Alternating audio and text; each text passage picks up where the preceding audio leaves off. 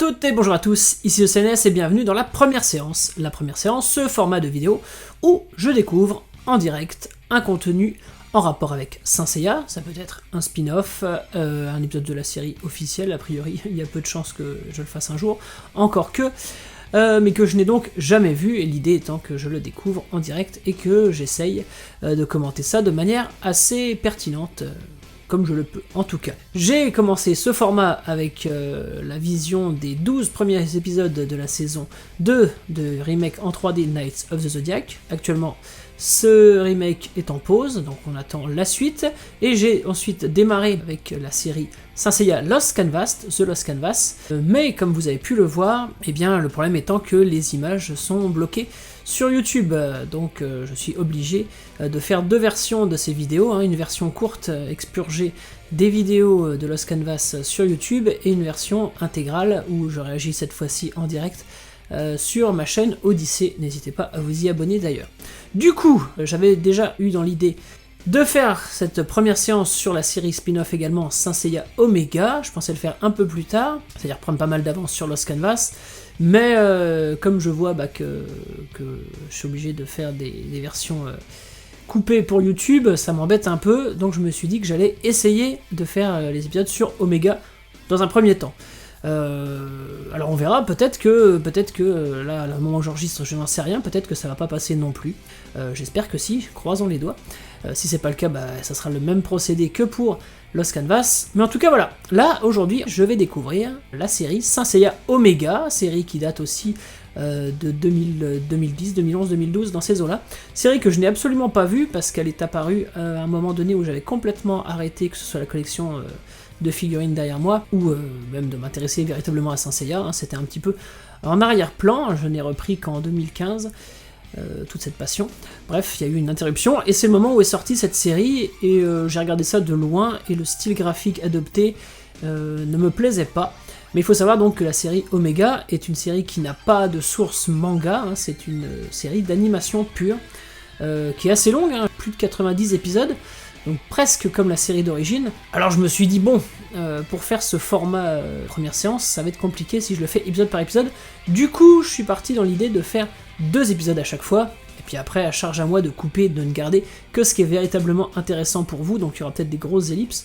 Vous verrez, je sais pas encore quel montage je vais faire en fonction de mes réactions, mais du coup, pour vous, il y aura 2 épisodes qui seront chroniqués dans ce format. Voilà le programme, donc comme je vous l'ai dit, je n'ai jamais vu Saint Seiya Omega, je sais juste que c'est une suite à l'animé normal, l'animé par Araki Shingo, avec évidemment de nouveaux animateurs, une nouvelle équipe, produite par la Toei, et voilà, beaucoup de gens m'ont vendu les mérites de cette série par rapport à ça, par rapport au style d'animation, au style de mise en scène, et voilà. Bon, on m'a aussi dit qu'il y avait pas mal de choses assez négatives, mais l'avantage, et ce qui va me rendre peut-être plus curieux que pour Lost Canvas où j'ai l'expérience du manga papier, là je ne connais absolument rien, si ce n'est quelques concepts que j'ai vus à droite à gauche à l'époque et qui m'avaient pas trop séduit, mais globalement ça va quand même être une totale découverte. Donc c'est parti pour 2 épisodes à voir ensemble. Lançons-nous. Ah, donc on a un prologue avant le générique, un petit bébé, Saori, Athena. Alors c'est quoi, c'est son enfant, elle a eu un enfant. J'aime pas trop le style de visage dans cette série, avec les nez très droits comme ça, pas très joli. Sinon, bon, pas non plus horrible.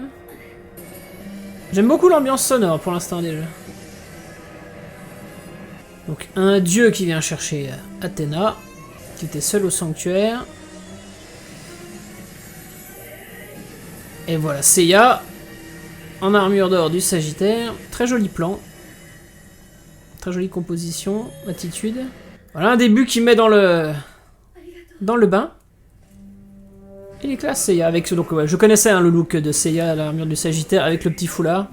Et ce que j'aime bien dans cette série, c'est que c'est Toru Furuya, le doubleur d'origine de Seiya, qui avait été changé, qui avait abandonné son rôle à partir du Mekai, en soutien à ses collègues, qui reprend son rôle dans cette série. Et ça, j'avoue que c'est quand même pas mal. Et la musique est excellente. Et ça me surprend pas parce que c'est le compositeur qui officiait sur Soul of Gold. Et j'aime beaucoup son style.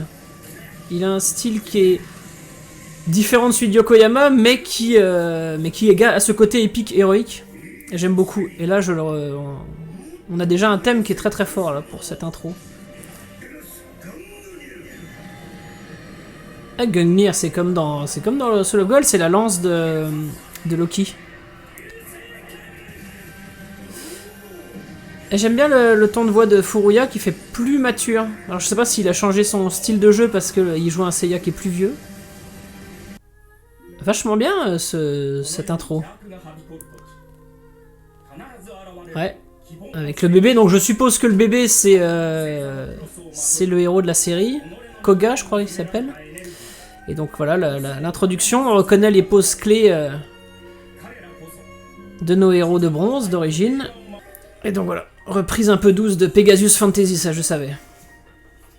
Avec les différents personnages que je ne connais pas mais qu'on découvre ici. Sympa la reprise de Pegasus Fantasy. Qui fait la continuité en plus. Hein. Et ça c'est Nobuo Yamada, là, j'ai l'impression. C'est lui qui reprend, qui chante. Alors que je reconnais sa voix. Alors là on a quelque chose que j'aime moins, c'est le style, le design des armures. Qui font un peu pyjama et qui se ressemblent, bon, de ce que j'ai pu en voir, toutes. Et j'aurai l'occasion d'y revenir, mais ça c'est un peu pour moi l'erreur de ce qu'a fait cette série. Alors ils l'ont fait pour des raisons d'animation, de ce que j'ai compris. D'avoir simplifié le design des clothes, des armures. Mais pour moi c'est ce qui fait une grosse partie de la force et de l'intérêt et de l'esprit de la série d'origine, c'est le design des armures, l'originalité des armures, les formes des armures, les formes très différentes d'une armure à l'autre. Et quand on veut tout lisser et faire une espèce de pyjama, bah on perd une grosse partie de ce qui fait le sel, pour moi, de la personnalité de l'armure, de la série.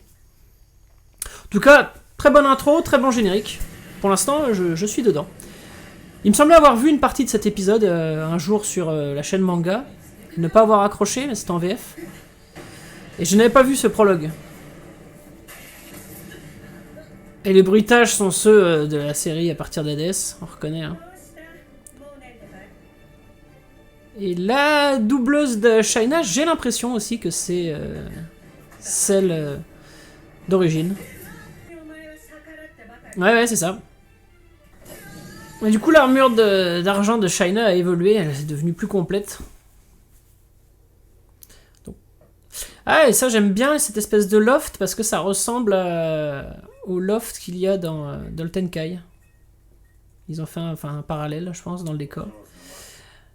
Notre ami Tatsumi, qui a la moustache maintenant. Et j'ai eu l'impression à l'oreille que c'était le doubleur d'origine. Du coup, on a là maintenant donc un espèce. Donc on le prend à l'entraînement et on fait un quasi remake de l'épisode 1 de la série d'origine, hein, ne serait-ce que le plan là de Shaina qui regarde les étoiles, qui renvoie au plan de Marine qui regarde les étoiles et qui fait la même explication, exactement la même explication que Marine à Seiya. Cette série, je crois qu'elle a été abordée comme l'idée de faire une suite à la série d'origine, en même temps une ouverture à une nouvelle génération. Faudra que je me renseigne quand même parce que elle est assez décriée, mais n'empêche qu'elle a quand même duré 90 épisodes, ce qui n'est pas rien. Après, elle n'a pas eu tant de succès que ça en termes de merchandising, mais elle a quand même eu un succès, j'ai l'impression, correct. Ce plan-là de Saori, on la reconnaît bien. Ouais, le style est pas mal, hein, quand même. Il est pas mal, j'ai juste un problème avec les nez qui sont tout plats. Par contre, ouais, on m'avait vendu le dynamisme de l'animation et c'est vrai que c'est cool. C'est plutôt cool. J'espère que ça se maintiendra comme ça tout du long dans les épisodes suivants. Et que c'est pas juste pour le pilote. On va vite le savoir, on va le savoir dès cette vidéo aussi. Donc lui n'est pas au courant qu'Athéna existe. Pourtant il sait qu'il y a ses chevaliers. Mais c'est ça devenu des légendes visiblement. Alors, du coup, c'est l'enfant de Seiya et de Saori. Évidemment, pour moi, je découvre, vous le savez, tout ça, mais... Moi, il me semblait avoir entendu des rumeurs comme ça. Très joli thème au piano, là. Ok, lui, il connaît ça. Il connaît bien Saori-san. Enfin, Saori. Il la connaît... Il la connaît pas comme sa mère, en tout cas, mais il la connaît pas comme Athéna. Par contre, Saori, c'est plus la même doubleuse. C'est un peu dommage. Et ce petit médaillon, ça ressemble un petit peu au médaillon de Thomas. Et Thomas et Marine dans le film Tenkai, qui est le médaillon qui les lie, qui leur permet de savoir qu'ils sont frères et sœurs. Ça y ressemble un petit peu. C'est quoi ça? C'est une espèce de magma. J'imagine que l'âme du dieu est à l'intérieur. C'est ça. J'aime bien l'approche d'avoir fait de Seiya une espèce de héros mythique, emblématique. Je crois d'avoir compris que dans la première saison, les bronzes d'origine, les héros bronzes sont quasiment absents, mais qui sont très présents dans la partie suivante. Elle a une canne. Mais globalement, je m'attendais à trouver ça beaucoup moins beau que ça, et finalement, je trouve que c'est un style qui est assez agréable. Hein. Et en fait, c'est vraiment très dynamique. Donc, ça l'emporte. Et la musique, j'aime beaucoup hein, tout ce qu'on entend, hein, les thèmes. On sent une filiation hein, avec l'esprit de ce que fait Yokoyama. Et là, on a des cordes, on a des thèmes un peu mélancoliques. La musique est très présente en plus, selon le style Yokoyama. Des chœurs. Ah, d'accord, j'avais pas vu que le pommeau de sa canne représentait Pégase. Le personnage de Koga, pour l'instant, il est... Bon, je dirais pas attachant, mais en tout cas, on arrive facilement à s'identifier. J'avais un peu peur de ça, trouver les nouveaux héros tête à claque. Mais le prisme par lequel on le fait passer, déjà, on lui met une filiation avec Saori et Seiya, donc forcément, ça aide à l'adhésion. Mais en plus, c'est un personnage à qui on ment, on lui donne une destinée qu'il ne choisit pas, donc ça le rend tout de suite intéressant. Parce qu'il est dans ces tourments-là. Et je me rends compte que le design, là, il a été énormément repris, surtout au niveau du casque, pour faire Loki dans Soul of Gold. Plus tard, du coup, dans la chronologie. Même dans les attitudes, des postures physiques. Et même la voix très, très âgée, ce Seiyu-là, j'ai l'impression qu'il est souvent utilisé pour faire des dieux sous une forme non incarnée. Ouais, même les effets de cosmos, les bruits du cosmos, c'est ceux de la série d'origine. Joli plan d'une Saori déterminée.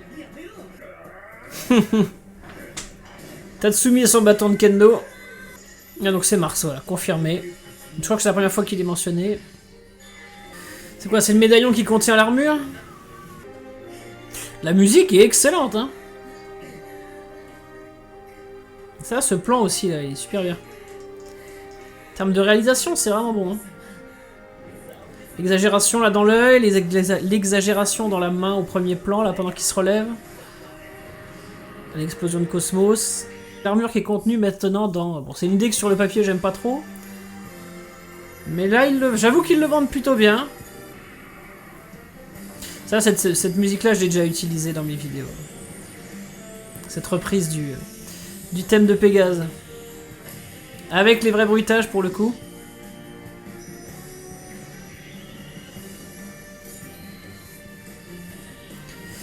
Et sur le papier, j'aime pas trop l'armure. Mais toute l'animation qui entoure le truc la rend assez emblématique. Ça a de la gueule.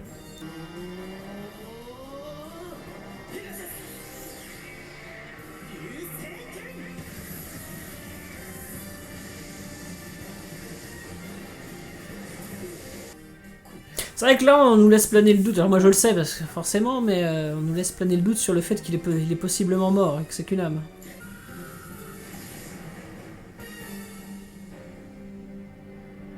Petit cliffhanger avec l'image figée comme à l'époque. À suivre. Excellent premier épisode. Introduction au top. Le petit teasing de l'épisode suivant narré par Toru Furuya. Je vais pas trop regarder puisque... Ouais, je ne regarde pas. Parce qu'on va le regarder dans la foulée. Excellent premier épisode. J'ai rien à dire, j'ai trouvé ça vachement bien. Donc je l'avais jamais vu en fait, hein. J'avais jamais vu aucun extrait. Je pense que c'est plutôt celui-là que j'avais vu. Parce que moi j'avais vu des épisodes qui introduisaient le concept de l'académie à la Harry Potter, l'école des sorciers. Donc j'avais pas trop adhéré à l'idée, mais... Non.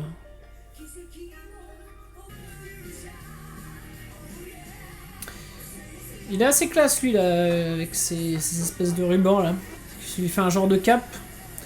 Il évoque un petit peu un Iki, c'est peut-être le Iki de cette série. Toute la question est de savoir pourquoi ils ont choisi Mars comme antagoniste, qui est un dieu romain, plutôt qu'un dieu grec. Mais bon, on nous a bien mis la mythologie nordique, alors après on fait un peu ce qu'on veut. Allez, retour à l'épisode, qui est visiblement un cauchemar de Koga. Donc on s'est arrêté l'épisode d'avant en pleine attaque. Hein. Voilà, donc on a une ellipse, il se réveille, Shaina, qui avait perdu son masque et qui était KO, s'est réveillé. Donc je pense que Mars a dû fuir avec, en emportant Athéna, j'imagine que c'est ça. C'est ça. On s'en était arrêté juste ici. Il est immense, Mars. Sympa, sympa, hein, l'effet là. Ah, la réalisation est bonne. Hein. Puis il y a de l'action là. Hein. Puis l'action elle fonctionne, il y a du dynamisme dans les plans.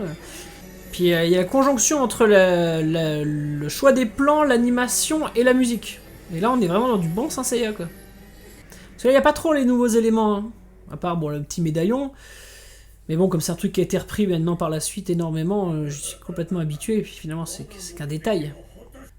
Shaina s'est interposé, comme souvent, pour faire barrage de son corps. Sympa l'effet là. L'effet d'explosion là, qui vient un truc qui fait un effet blanc presque en crayonné. Ça, ce thème là.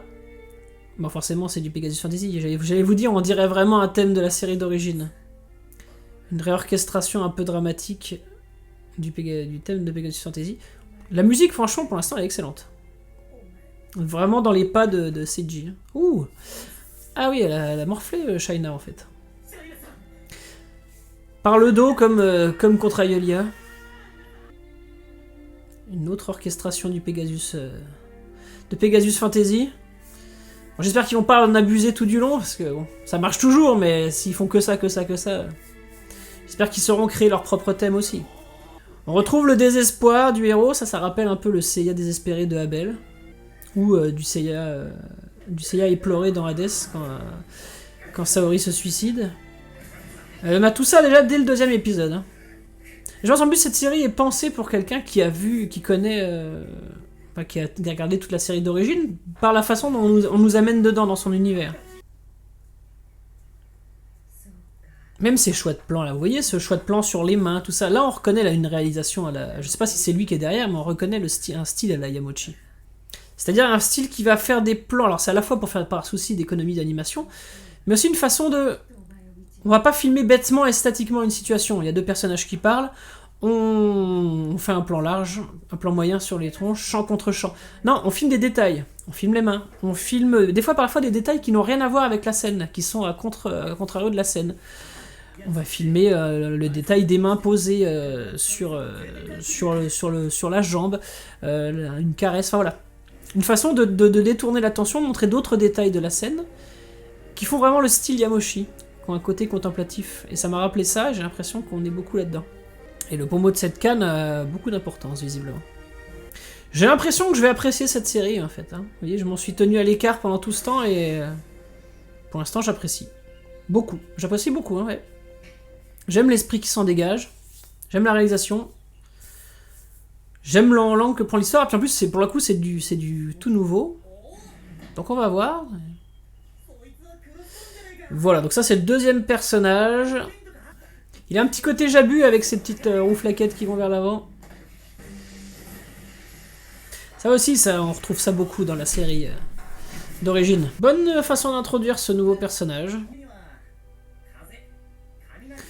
Ah, alors voilà un nouveau concept. Ils introduisent la notion des éléments, ouais. À rajouter au cosmos du coup. Bon, les éléments c'était déjà présent hein, dans les pouvoirs, mais on les abordait pas en tant qu'éléments proprement parlé. Visiblement là, ça, ils ont même fait une espèce d'arborescence. Visiblement ils associent leur pouvoir directement à un élément.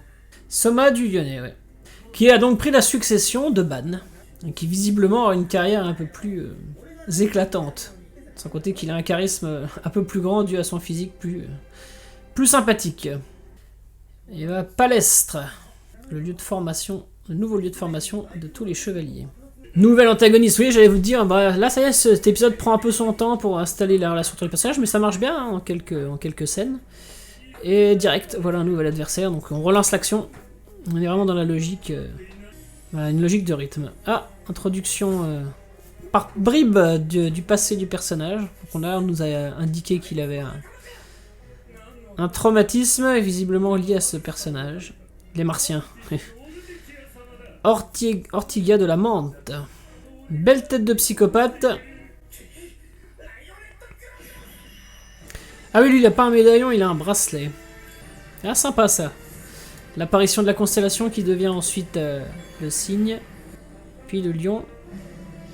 Le design du lion avec sa gemme là, ça rappelle un peu ce qu'a fait Kurumada dans Next Dimension avec le lion qui accompagne le chevalier d'or du lion. Pas mal.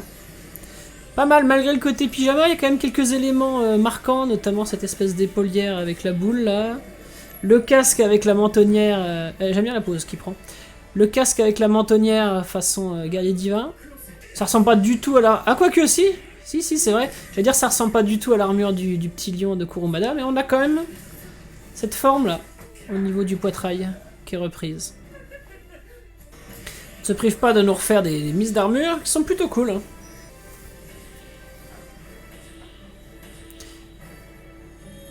Il y a un beau travail sur les attitudes et les gestuels des personnages, pour le coup. Oula, ça par contre c'était pas terrible. Ok. C'était pas très beau cette animation saccadée. Ah, il a un casque sympa sous cet angle.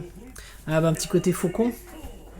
Ça, moi ça me rappelle toujours Griffiths dans Berserk. Et l'inspiration de ce style de casque c'est le Phantom of the Paradise de Brian De Palma. Les ténèbres, l'obscurité, c'est un élément. C'est l'absence de lumière, quoi. Ouais. Par contre, j'aime bien la scène, ouais. C'est ce genre de personnage taré à la Lémi du Verre, à la Niobe, à la Zelos. Avec ce jeu... tout en rire diabolique.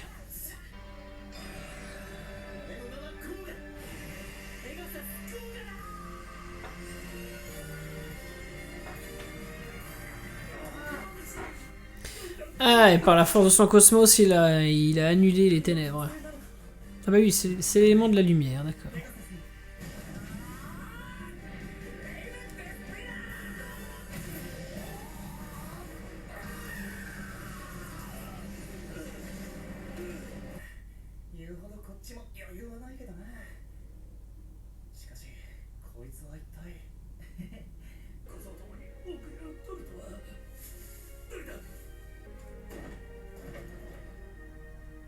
Ah, il s'est fait tuer par un autre adversaire qui a l'air d'être de son camp, pourtant, si on pouvait en juger par le côté de l'armure. L'échec n'est pas permis.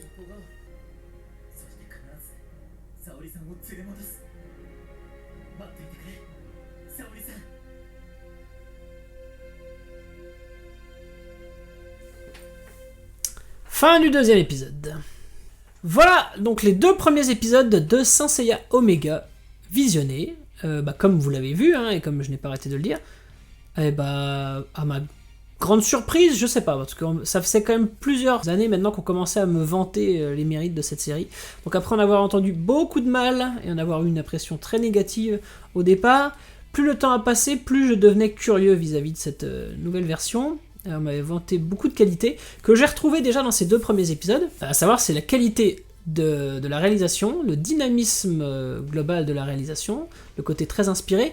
On trouve beaucoup de ponts avec vraiment le style Yamauchi, que j'aime beaucoup, hein, qui était très visible notamment dans les 13 premiers OAV Hades, ou dans les films, hein, le Tenkai, ou Abel, ou Asgard, même si son style n'était pas aussi affirmé à cette époque-là.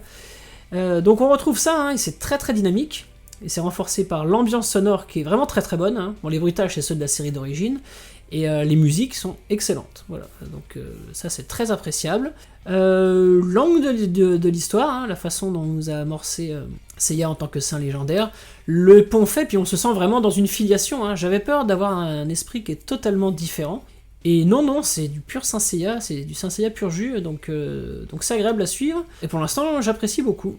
Donc ça me motive bien pour la suite. Parce que là, j'ai rien de négatif véritablement à dire, à part, je vous dis, le style graphique d'Aîné et la simplification des armures, mais voilà. Non, pour l'instant, j'ai beaucoup aimé. J'ai beaucoup aimé ces deux premiers épisodes, donc hâte de découvrir la suite avec vous. Voilà, rien de plus à dire, finalement, on en parlera plus la prochaine fois. J'espère que vous avez apprécié cette vidéo, n'hésitez pas à m'en parler dans les commentaires, n'hésitez pas à me donner vos appréciations sur cette série et sur ces épisodes en particulier, si vous vous en rappelez, ou si, sait-on jamais, vous les avez découverts ou redécouverts par mon biais. N'hésitez pas à vous abonner à la chaîne, et je vous dis quant à moi à très bientôt pour d'autres vidéos. Salut à vous!